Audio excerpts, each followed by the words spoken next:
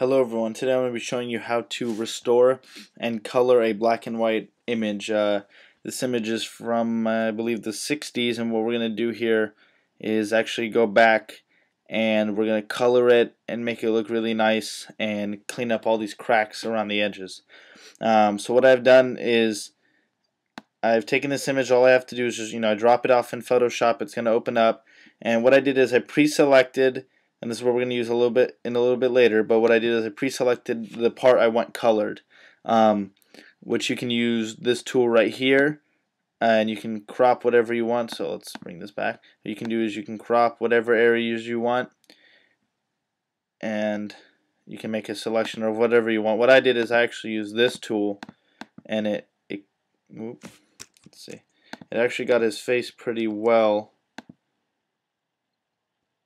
And what you have to do is you can copy this. So you hit Command C and then Command V. You make a new layer. So this is the layer that we just got. What you can do with this is you can actually just take the eraser, which is here, and take off the parts you don't want, and then go through, zoom in, and refine it. Usually the magnet tool. This one's a little bit harder because the background matches the skin color on here, which is kind of a little bit hard to work with. Which is why I'm not going to be coloring the background, because that's going to take a whole nother 20 minutes of cleaning up and cutting out. It's actually not that bad. The problem is you need to make it look like it wasn't just photoshopped, and you got to make it look clean.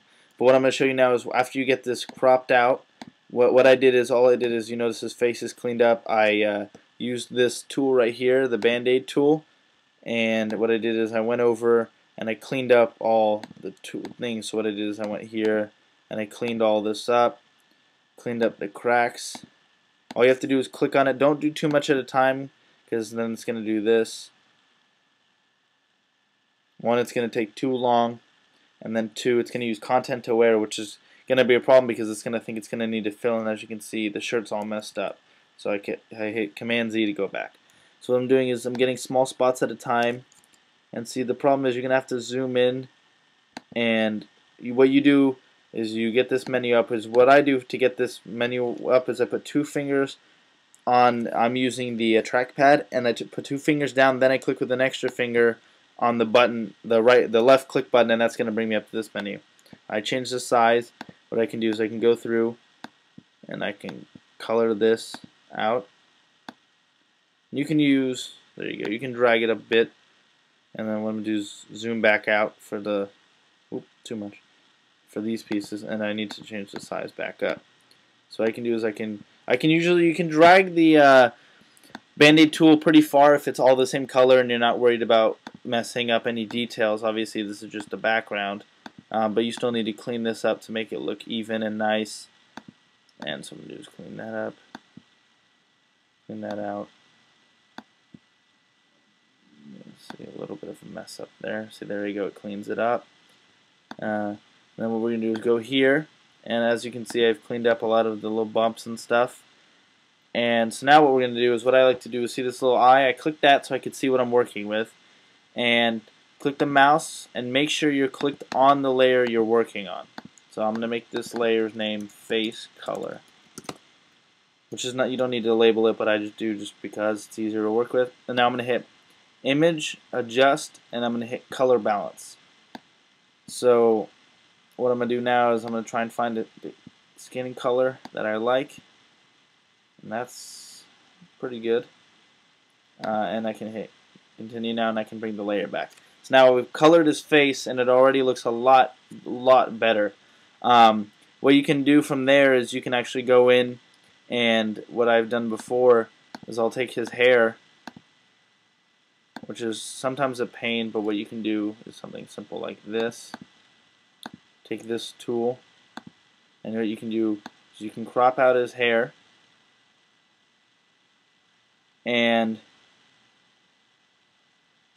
so this is just a quick selection, so it's not going to be too good. But what you can do is you can take his hair, hit Command C and Command V again. So now, whoops, we have to bring it back, sorry. What you have to do, see, this is the problem, you have to make sure you're on background when you're cropping.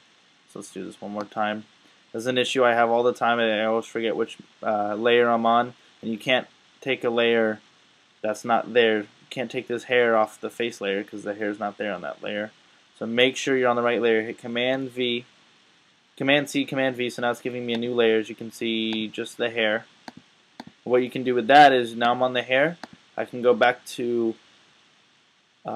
Adjust and go down to Color Balance, and now I can change it to be darker and more vibrant, you know, bringing back a not so black and white. You can make it a lot brighter if you want to make it red, I guess, but you see how you can tell the edges aren't good, so you have to make sure that it's not too overdone. There's too much blue in this, so what I'm going to do is bring that down just a little bit. And what you can do is you can do shadows and tones. So what you want to do is just play around with this for a while until you get a nice color that you want. So I'm going to go right here. I want to get it dark. So now what you can do to make it look better is you can go to right here, opacity, and you can turn this down so it's not sticking out so much. You'll always keep the background layer because then you can blend with it. So I can blend a little bit with it, so now it's not as bright and it's not sticking out too much. And then what you can do is, once you're done, you can just save it, File, Save As, change to PDF. If you want to keep the layers, just keep it on Photoshop. But if you want to open it up quick and put it in like Facebook or something, make sure it's on JPEG, and then you just save it. For other items, you can take the shirt and you can do same thing. Basically what I did is you cut it out and make sure you're always on background. Say I did it again, and then I'm now on this and I have just the shirt. What I can do here is do the same thing. I can do vibrance if I want to. You can mess with it any type you want, and I can turn that up. Saturation, as you can tell, you don't want it that color, and you don't want it too black and white, so you can mess with it, get any colors you want out of it. Let's just make it funky right now and bring all this back with the eyes. See, so you can basically do whatever you want to the shirt, and then we can do is hit the layer and then hit delete and it'll go away. Make sure that the layers are in order, because if they're overlapping you can kind of get a mess up. Usually it's not too big of a deal, but sometimes it'll affect certain things. Once you're done, what you can do is hit layer, scroll down and hit flatten image, and these will all become one layer. Or you can just save it and it'll flatten it automatically. But obviously this is a big upgrade from our original, which had a lot of cracks, which we cleaned up and we colored. You can go through and color the eyes if you want, and make that look nice as well. I do this a lot. The problem is it's really hard to bring it back to what it is supposed to be, you know, what a real color image is supposed to look like. So you don't want to overdo it. So if you're going to make his eyes brown or something, make it really light, because you don't want it brighter than his skin or anything like that. You want to keep it nothing popping out too much.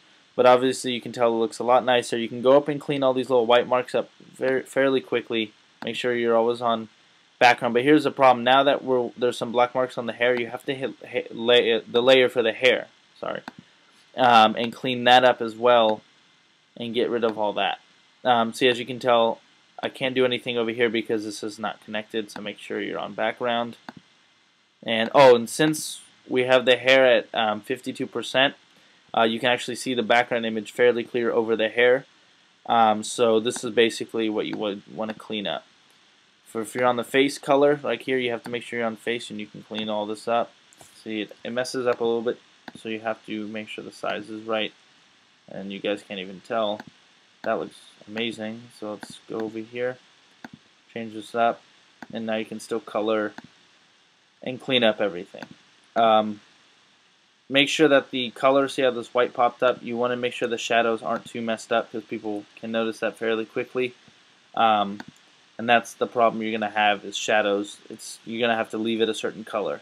As you can tell, his hair's a little bit blue, so what you can do is make multiple copies of the hair, change them all to different opacities, and layer them until you get a nice, good mixture of the color that you want. The skin is usually fairly easy to get. It's just a nice orange you can use, and It's fairly easy. Always remember though, you got to cut it out and then erase the parts you don't want. You can also take the eraser while you're on the face, make it a certain size, and then change this down to the hardness down to low, and you can fade the edges. So now they won't stick out as much and have just such a blunt edge.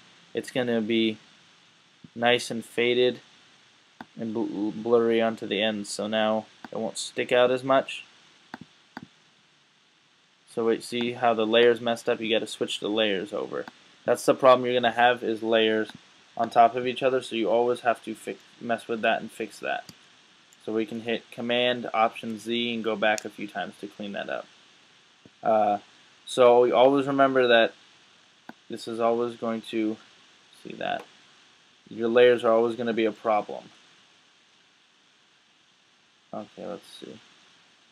And now you can see that's what his hair is. The opacity right now, as you can tell, it's fairly light, but it's bringing in a lot of color, as you can see. But that's it. If you guys need to color any black and white images, it's fairly easy. Cut out what you want, go up to Image, Adjustments, and then you can change color and balance or hue or any of that and find the color you want, and then you can layer them back together. And then you go through with the little patch tool and you can clean up everything. If you guys have any other questions, or if you guys need any other tutorials on how to for Photoshop, just let me know. Send in a comment down below and I'll have that video up as soon as possible. Thank you.